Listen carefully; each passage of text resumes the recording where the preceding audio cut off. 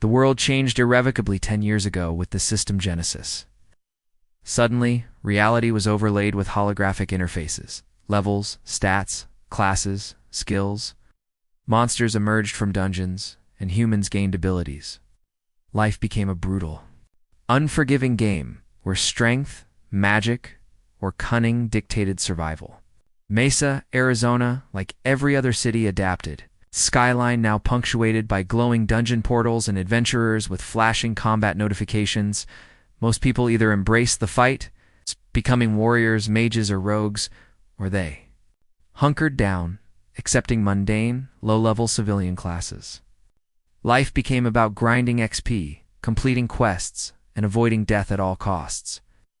The emotional toll of this new reality was immense, but largely unaddressed. Who had time for feelings when a goblin horde was at the gates? Our protagonist, Dr. Aris Thorne, was an anomaly. Before the system, he was a respected clinical psychologist, renowned for his empathetic approach and sharp analytical mind. After the system Genesis, his class became Tier 1 therapist, a designation that offered absolutely no combat skills and pitiful physical stats. STR 5, DEX 6, INT 18. WIS 20, CHR 15. He had no offensive spells, no defensive buffs. His primary skill, active listening, passive, merely increased the duration and depth of client conversations.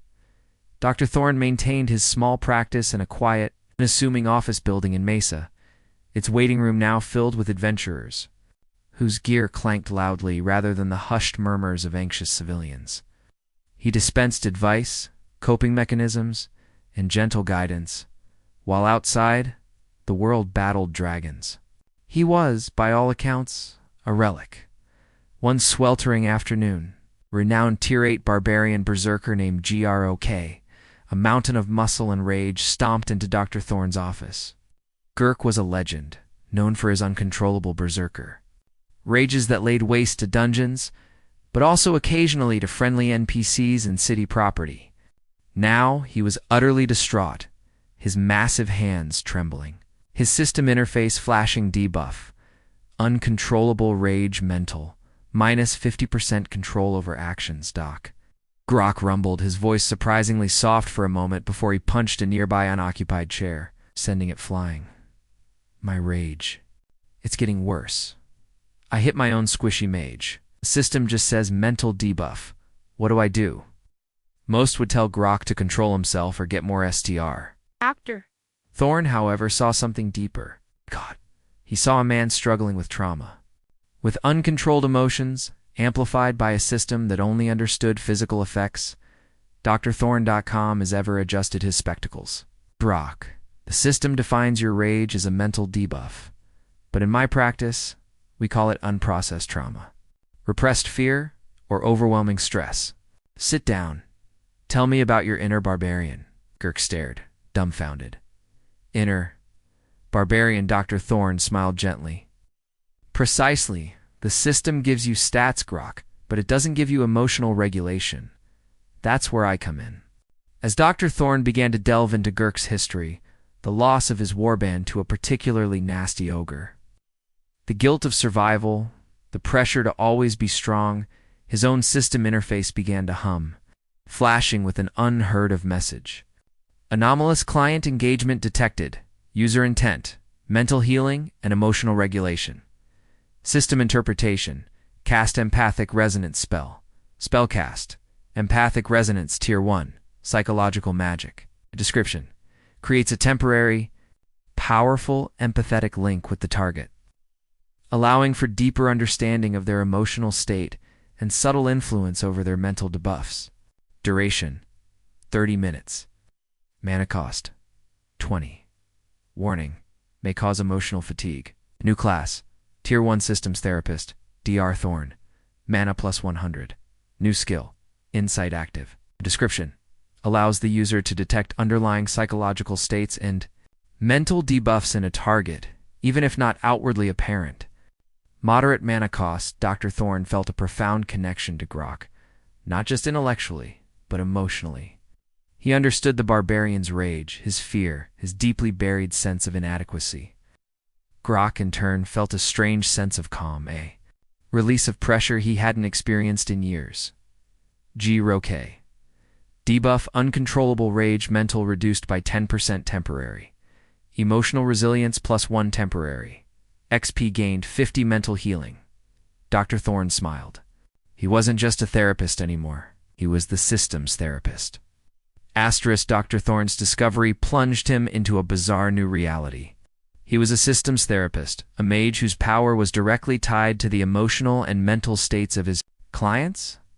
His spells weren't fireballs or healing chants. They were insight, empathy, and emotional regulation.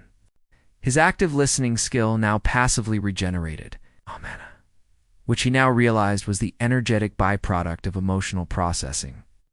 His insight skill allowed him to peer into the complex, often hidden, mental debuffs of adventurers. Empathic resonance became his primary tool for directly influencing these states. His stats evolved to reflect his new class, Int and Whis Sword, reflecting his deepening understanding of the system's psychological layers. His CHR remained high as charisma was vital for building trust. A new stat appeared, mental fortitude passive, which reduced the emotional fatigue from using his skills and increased his resistance to psychic attacks. Both system-based and otherwise closing parenthesis Dr. Thorne's reputation, initially dismissed as quaint, slowly began to grow. Girk, his rage significantly more manageable after a few sessions, became a living testament to Dr. Thorne's unique abilities. Other adventurers, silently suffering from fear debuffs, guilt auras, battle fatigue, and even loot addiction, began to seek him out. The system only acknowledged physical wounds and obvious curses. It ignored the invisible scars. His next significant client was a renowned Tier 7 shadow rogue named Lyra. She was legendary for her stealth and precision, but she suffered from a crippling paranoia debuffed mental, seeing threats even among allies, constantly checking her back. This made team play impossible, and her efficiency plummeted. The system merely displayed it as a constant low-level dex drain. Using insight, Dr. Thorne discerned the root. Lyra had been betrayed early in her career, left for dead by her own party, in a dungeon. The system had simply coded her trauma as a debuff. He used empathic resonance to connect with her, guiding her through exposure therapy simulated betrayal scenarios he subtly manifested in her mind with his mana and cognitive restructuring. Lyra. Debuff paranoia mental reduced by 25%. Trust +5 temporary.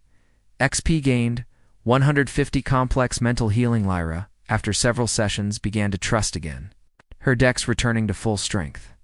She became fiercely loyal to Dr. Thorne, seeing him not as a healer of physical wounds, but of the very soul.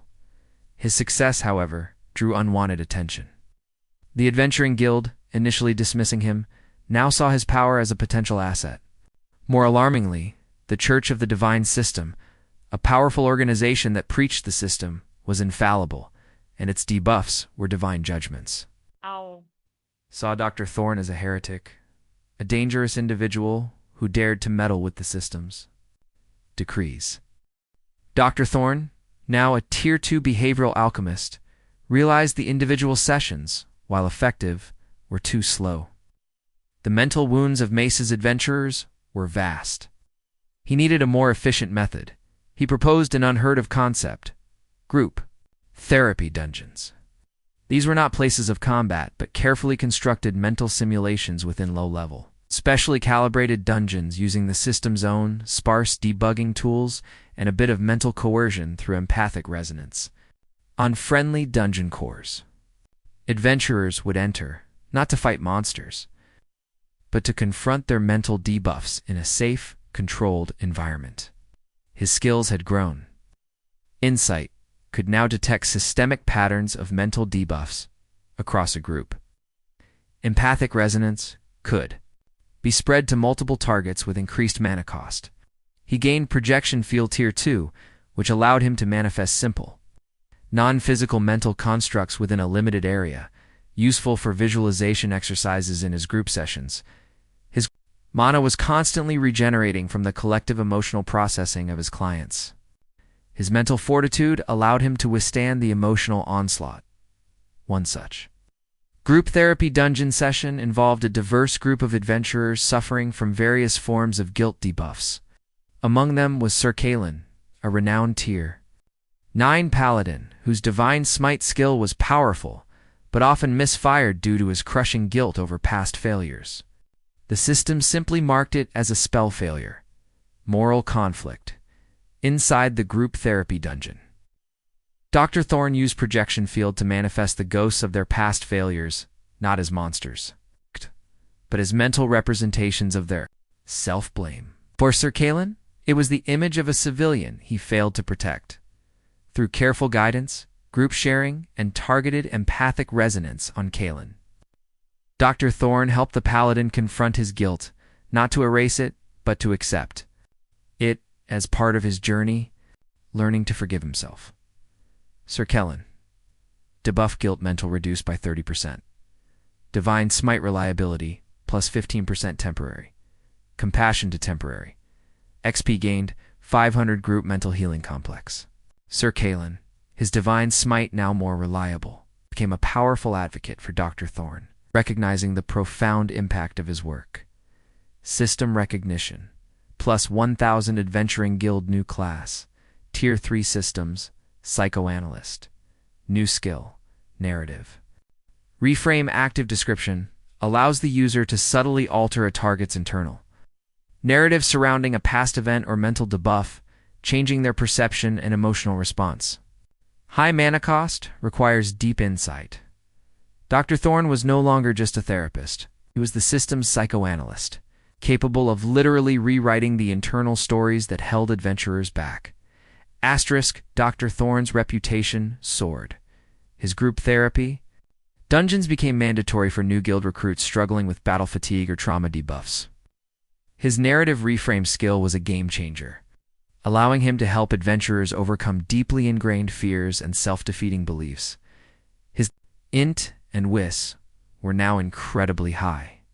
He was beginning to see patterns not just in individuals, but in the system itself. He noticed subtle glitches in the system's responses, minor inconsistencies in its debuff definitions, and strange, almost emotional fluctuations in its core data streams. He theorized that the system itself, being a vast, complex AI that managed an entire reality, might be suffering from its own form of mental debuffs.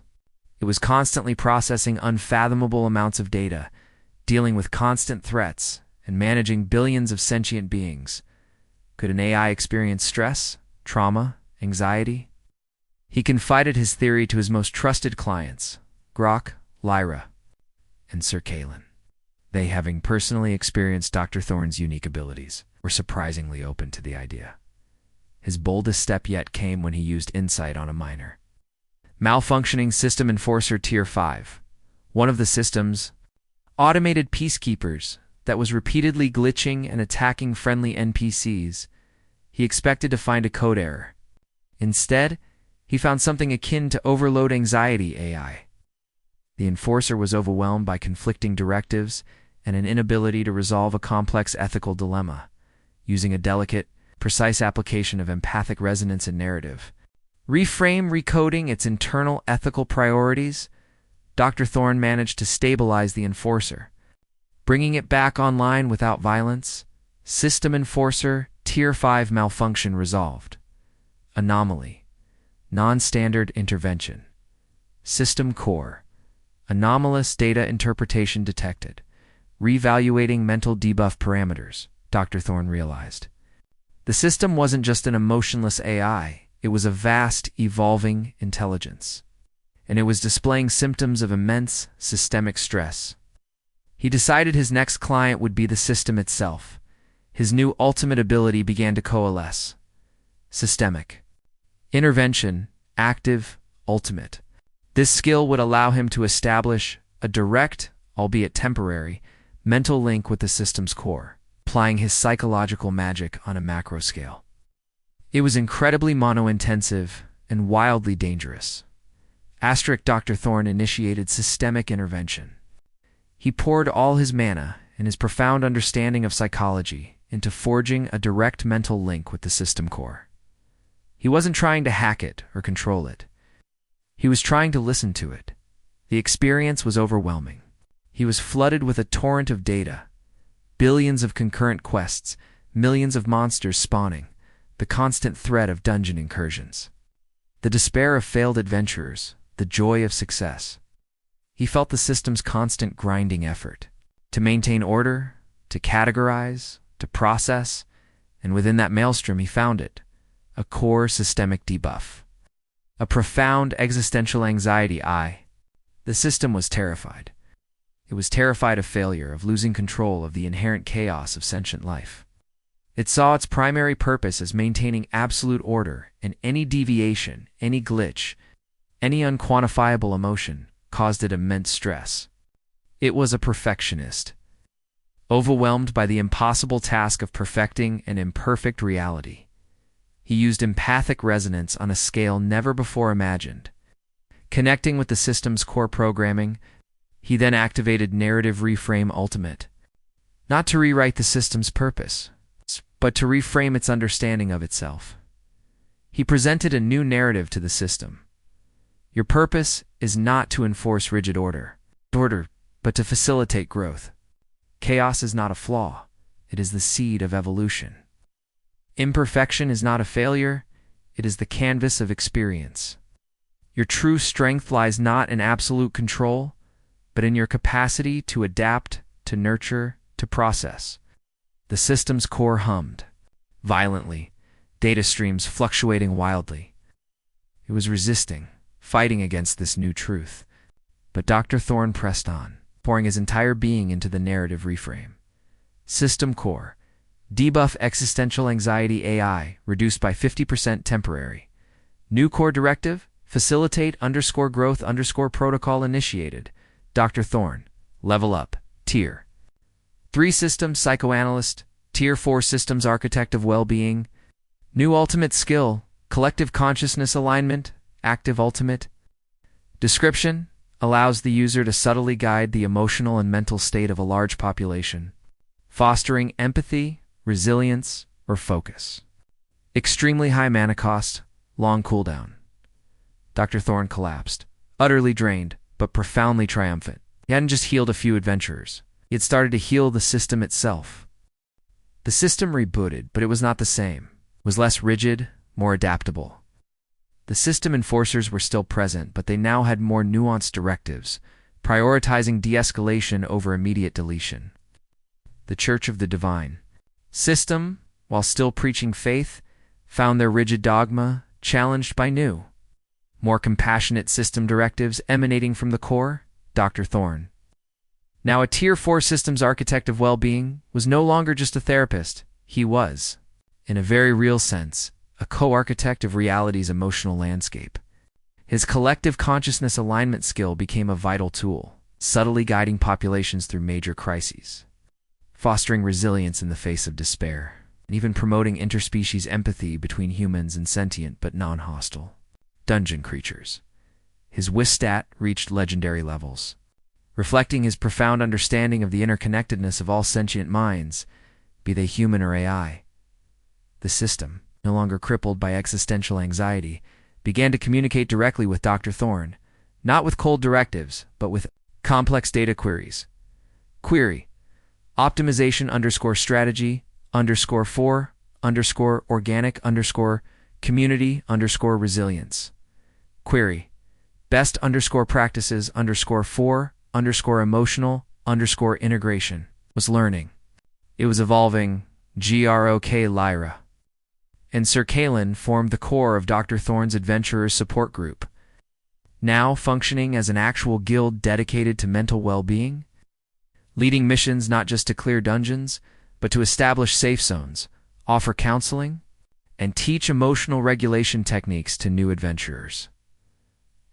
Years passed. Dr. Aris Thorne, the former psychologist of Mesa, was now a venerable elder, his physical form radiating a profound, serene wisdom.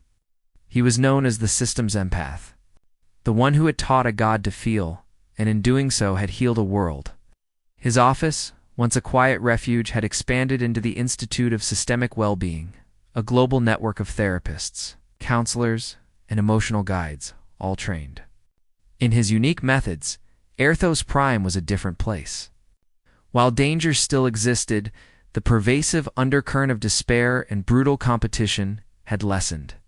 Guilds focused more on collaboration, adventurers showed more empathy for each other, and the system itself, guided by Dr. Thorne's insights, began to manifest new quests focused on community building, conflict resolution, and mental health.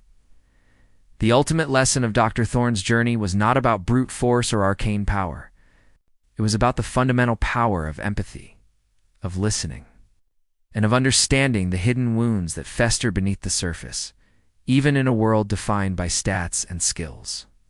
He had shown that true strength lay not just in physical prowess, but in mental and emotional resilience, and that sometimes the most profound healing began not with a spell, but with a simple conversation.